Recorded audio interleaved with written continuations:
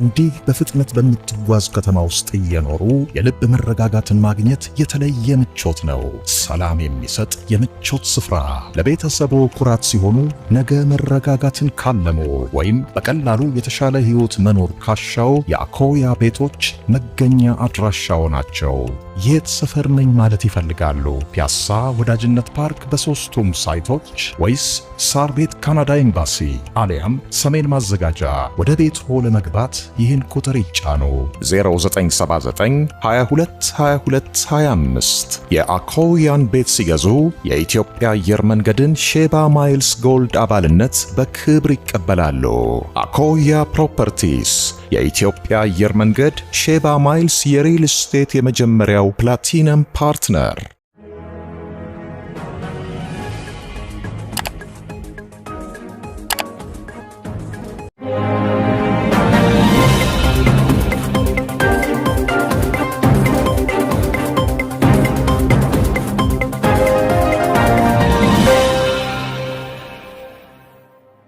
ጤና ይስጥልኝ ክቡራትና ክቡራን የዩቲዩብ ቻናል ቤተሰቦች፣ የሰዓቱን አጫጭር ሰበር መረጃዎች ይዤ ቀርብ ያለው እስከ ፍጻሜ አብራችሁኝ ቆዩ።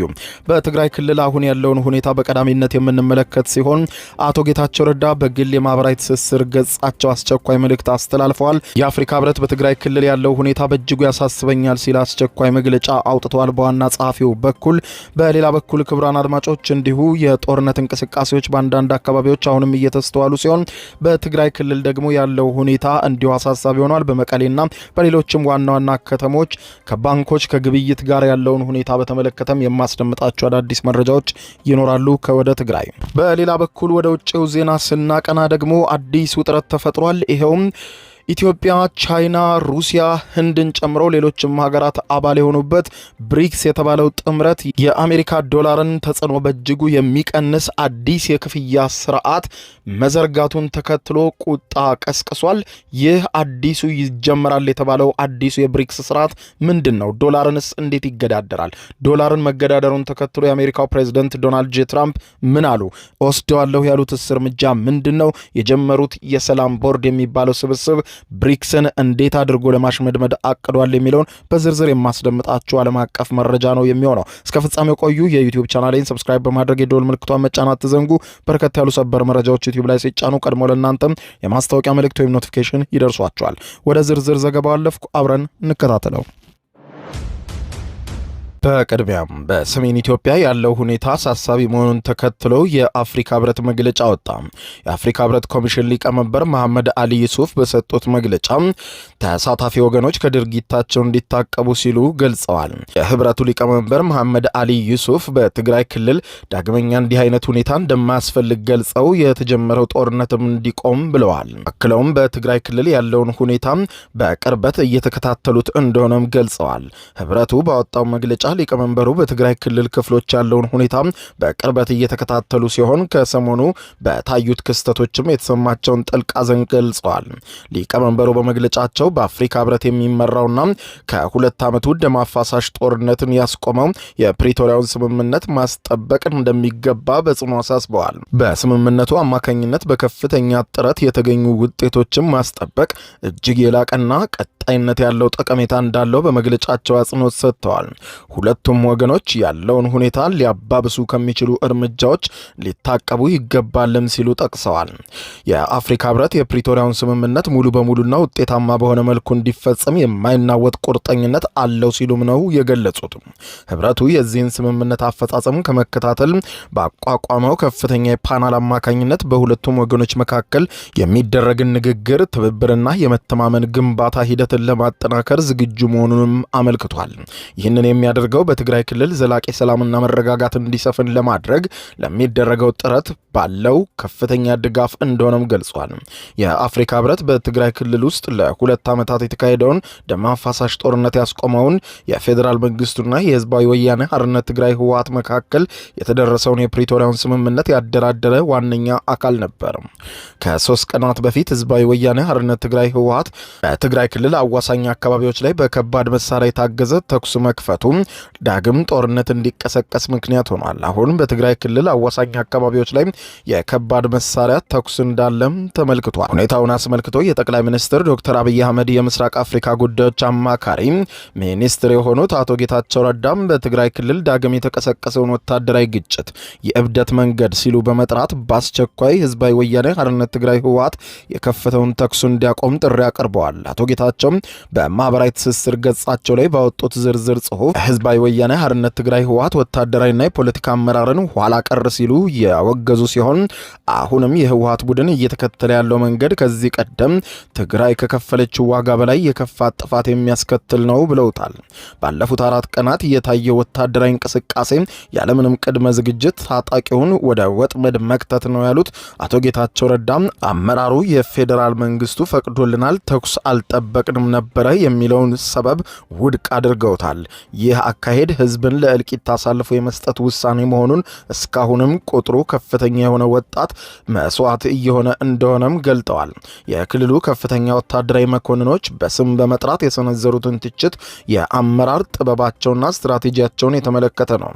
የምትከተሉት የጦርነት ስልት የትግራይን ህዝብ ቁጥር ይቅርና የቻይናን ግማሽ ህዝብ እንኳን ብትይዙ አያዋጣችሁም ያሉት አቶ ጌታቸው ረዳ አማካሪው አመራሩም ከትናንት ስህተቱ ለመማር ፈቃደኛ ለመሆኑንና የሰው ማዕበል በመጠቀም ድል ለማምጣት የሚሞክሩ ኋላ ቀሮች ናቸው ብለዋል። አቶ ጌታቸው ረዳ ህወሓትን በወቀሱበት በዚህ አጭር ጽሁፋቸው ይህ አካሄድ የተፈናቀሉትን ወደ መረባቸው ለመመለስና ህገ መንግስታዊ ግዛታቸውን ለማረጋገጥ ሳይሆን ያለችውንም ትግራይ ይዞ የመጥፋት ከባድ አደጋ ውስጥ ገብቷል ህወሓት ብለዋል። አቶ ጌታቸው በዚህ ጽሁፋቸው ማጠቃለያ ላይ የሚከተሉትን ነጥቦች አጽንኦት የሰጡባቸው ሲሆን የተጀመረው ውጊያ በአስቸኳይ እንዲቆምና የግል ዝናን ወደ ጎን በመተው የሰላም መንገድን ብቻ እንዲመረጥ፣ ማንኛውም ጥያቄ በሰላማዊ መንገድ ብቻ ምላሽ እንዲያገኝ፣ ወጣቱ የወደፊት እድሉን ራሱ እንዲወስን፣ ለወጣቱ ወንበር እንዲለቀቅለት አቶ ጌታቸው ረዳ ጠቅሰዋል። ይህንን ዝርዝር ጽሁፍ ያወጡት በትግራይና ጎራባች አካባቢዎች ወታደራዊ ግጭቶች እየጋሙና እየሰፉ መሆናቸውም በሚነገርበት ሰዓትና የአፍሪካ ህብረትም ጥልቅ የሆነ ሐዘኑን ገልጾ ጉዳዩን በቅርበት እየተከታተለው እንደሆነ ከገለጸ በኋላ ነው። ይህ በዚህ እንዳለ የህወሓት ታጣቂ ቡድን የወጣቶች አፈሳ መጀመሩ ተዘግቧል። የህወሓት ታጣቂ ቡድን በትግራይ የተለያዩ ከተሞች የሚገኙ ወጣቶችን በኃይል እያፈሰ ወደ ግንባር እየወሰደ እንደሚገኝ ነው ከአካባቢው የወጡት መረጃዎች የሚያመለክቱት። በአዲግራት በአድዋና በሌሎችም የክልሉ ከተሞች ተጀመረው ወጣቶች አፈሳ በዋናነት በትጥቅ ትግል ስም ወጣቱን በጦር ግንባር የመውሰድ እንቅስቃሴ እንደሆነ ተዘግቧል። ቡድኑ በጠለምት በኩል ተኩስ መክፈቱ እየተነገረ ሲሆን የሰው ኃይል ለማጠናከር በሚል ወጣቶችን በገፍ እያፈሰ ወደ ጦር ግንባር እየላከ እንደሆነ ተመልክቷል። የታፈሱ ወጣቶች በመኪና ተጭነው ወዴት እንኳን እንደሚሄዱ በማያውቁበት ሁኔታ ወደ ጦር ግንባር እየወሰዳቸው እንደሆነ ነው መረጃዎች የሚያመለክቱ። ይህ በዚህ እንዳለ አብዛኞቹ በመቀሌ ዙሪያ የሚገኙ የመንግስትና የግል ባንኮች ለደንበኞች ጥሬ ገንዘብ መስጠት ማቆማቸው ተዘግቧል። የትግራይ ክልል ጊዜያዊ አስተዳደር የተጋነነ የዋጋ ጭማሪ አድርገዋል፣ ምግብና ምግብ ነክ ያልሆኑ እቃዎችንም ደብቀዋል ያላቸውን ነጋዴዎች በጽኑ ያስጠነቀቀ ሲሆን የስራ ቦታቸውንም የተወሰኑትን አሽጓል። ካለፉት 4 ቀናት ወዲህ በሰሜን ኢትዮጵያ የሚሰማው የውጥረት ዜና እያደገ መምጣቱ ይታወቃል። በትግራይ መልሶ ጦርነት በከፍተኛ ሁኔታ ይቀሰቀስ ሆኖ የሚል ስጋት ህዝቡ ከባንኮች በርከት ያለ ጥሬ ገንዘብ የማውጣት እንቅስቃሴ በከፍተኛ ሁኔታ የጨመረ ሲሆን በሁሉም የክልሉ አካባቢዎች የሚገኙ የመንግስትና የግል ባንኮችም በረጃጅም ወረፋዎች መጨናነቃቸውን ከአካባቢው የሚወጡት መረጃዎች ያረጋግጣሉ። ባንኮቹ በጥሬ ገንዘብ ለቆጣቢ ደንበኞቻቸው ሲሰጡ የነበረውን ቁጥር እየቀነሰ ሄዶ በትናንትናው ዕለት እንደተሰማው ካሽ ተሟጦ ማለቁም ተመልክቷል።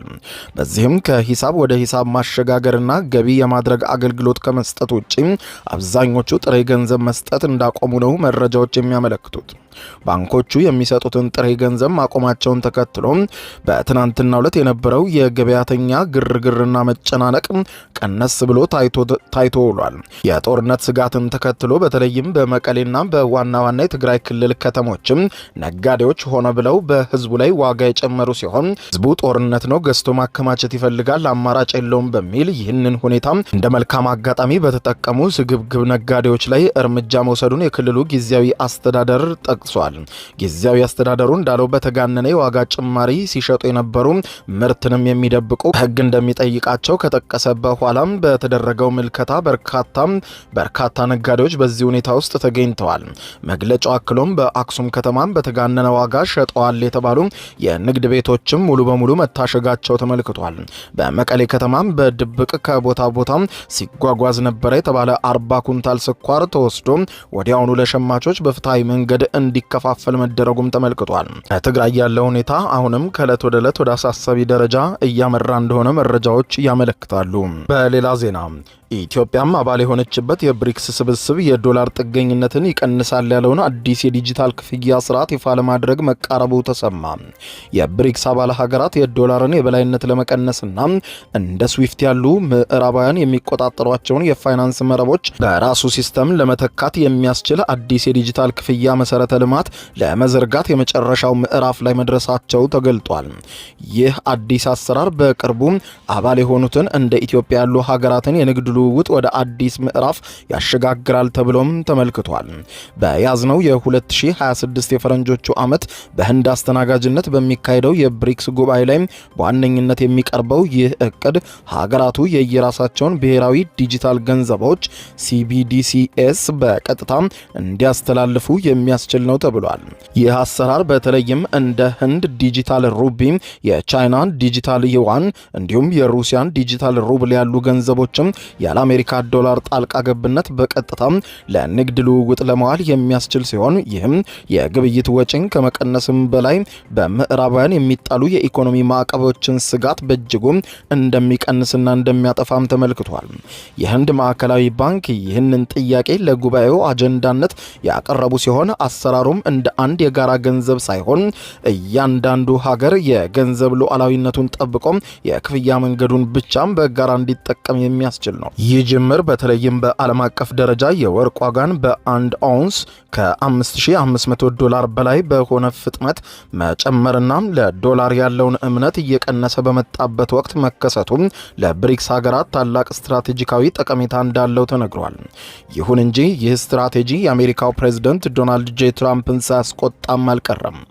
ስርዓቱ ሙሉ በሙሉ ስራ ላይ ሲውል እንደ ኢነርጂና ሌሎች መሰረታዊ ሸቀጦች ያሉ ግዙፍ የንግድ ልውውጦችም በዓለም አቀፍ ቀውስ ወቅትም እንኳን ሳይስተጓጎሉ እንዲቀጥሉ የሚያስችል የኃይል አማራጭ የፋይናንስ መስመር ሆኖ ያገለግላል ቢባልም የአሜሪካው ፕሬዝዳንት ዶናልድ ጄ ትራምፕ ግን የአሜሪካን ዶላር የሚጎዳ ማናቸውም እርምጃ በሚወስድ ሀገር ላይ የሚወስደው እርምጃ ጠንካራ ነው ብለዋል። ትራምፕ የሀገሬ መገበያ ገንዘብ ዶላር ያለውን ጥንካሬ ይዞ ይቀጥላል ያሉ ሲሆን የአሜሪካ ዶላርን ጥንካሬም ሆነ ተጽዕኖ ለመቀነስ በሚሄድ ማናቸውም ምድራዊ ሀገር ላይ ሁሉም የሚወስደው እርምጃ መጠንከሩ ብቻ አይደለም የከፋ ይሆናልም ብለዋል።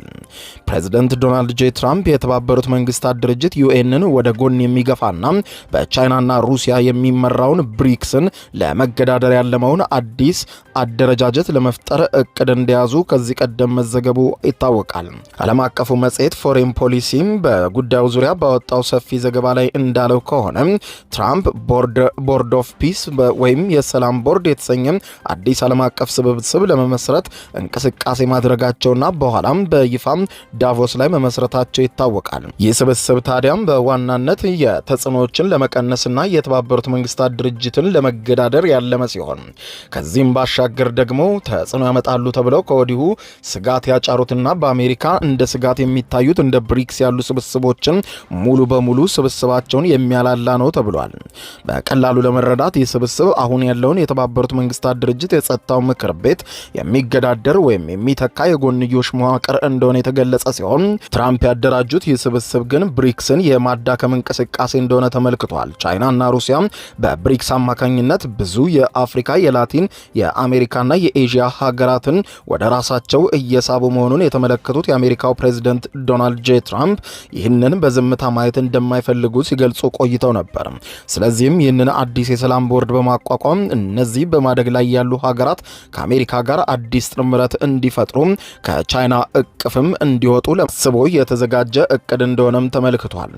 ብዙዎችም በተለይም ደግሞ የተባበሩት መንግስታት ድርጅትን ይገዳደራል ያሉለት የትራምፕ የሰላም ቦርድ በዋናነት ግን እንደ ቻይናና ሩሲያ ያሉ ተጽዕኖአቸውን እያበረቱ ያሉ ሀገራትን እቅድ ማዳከምና እንቅስቃሴያቸው ማላላት እንደሆነ ነው የአሜሪካው ፎሬን ፖሊሲ አገኘሁት ያለው መረጃ ላይ ተመርኩዞ የገለጸው። ትራምፕ የብሪክስን የዶላርን የማዳከም እንቅስቃሴ በቀላሉ እንደማይመለከቱት ከዚህ ቀደም በግልጽ ማስታወቃቸው አይዘነጋም። ክቡራን አድማጮች ለሰዓቱ ብታደምጧቸው መልካም ናቸው ያልኳቸው አጫጭር መረጃዎች የሰማችኋቸው ናቸው። ከሰዓታት በኋላ በሌላ መረጃ ተመልሰን እስከምንገናኝ በያለንበት የዓለም ዳር ቸር እንቆይ።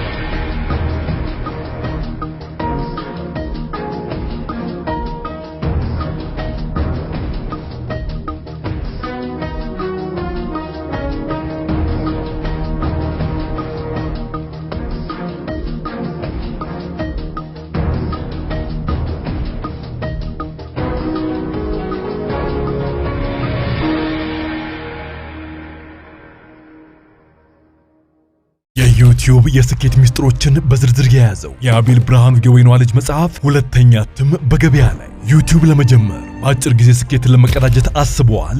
ዩቲዩብ ብጀምር ስንት ብር አገኘሁም ብሎ አስበዋል? እንግዲያውስ በዩቲዩብ 2 የወርቅ 3 የብር ሽልማቶችን ያገኘው የአቤል ብርሃኑ የወይኗ ልጅ የዩቲዩብ ሚስጥሮች መጽሐፍ በዝርዝር ሁሉንም ያብራራሉታል። ዛሬውኑ ገዝተው ህልሞን እውን የሚያደርጉበትን የዩቲዩብ የስኬት መንገድ ይጀምሩ። በሀገር ቤት አከፋፋይ አዲስ አበባ ሜክሲኮ ኮሜርስ መጽሐፍት መደብር። በውጭ ሀገራት ለምትገኙ ከአማዞን ላይ ብታዙ በቀናት ውስጥ ደጁ ይደርሳል። የአማዞን ሊንኩን እዚህ ቪዲዮ ኮሜንት ላይ ያገኙታል። የዩቲዩብ ሚስጥሮች፣ ዘመኑ ጋር ተፈላጊ መጽሐፍ። እንዲህ በፍጥነት በምትጓዝ ከተማ ውስጥ እየኖሩ የልብ መረጋጋትን ማግኘት የተለየ ምቾት ነው። ሰላም የሚሰጥ የምቾት ስፍራ ለቤተሰቦ ኩራት ሲሆኑ፣ ነገ መረጋጋትን ካለሙ ወይም በቀላሉ የተሻለ ህይወት መኖር ካሻው የአኮያ ቤቶች መገኛ አድራሻው ናቸው። የት ሰፈር ነኝ ማለት ይፈልጋሉ? ፒያሳ ወዳጅነት ፓርክ በሶስቱም ሳይቶች ወይስ ሳር ቤት ካናዳ ኤምባሲ አሊያም ሰሜን ማዘጋጃ? ወደ ቤት ሆ ለመግባት ይህን ቁጥር ይጫኑ። 0979 22 22 25 የአኮያን ቤት ሲገዙ የኢትዮጵያ አየር መንገድን ሼባ ማይልስ ጎልድ አባልነት በክብር ይቀበላሉ። አኮያ ፕሮፐርቲስ የኢትዮጵያ አየር መንገድ ሼባ ማይልስ የሪል ስቴት የመጀመሪያው ፕላቲነም ፓርትነር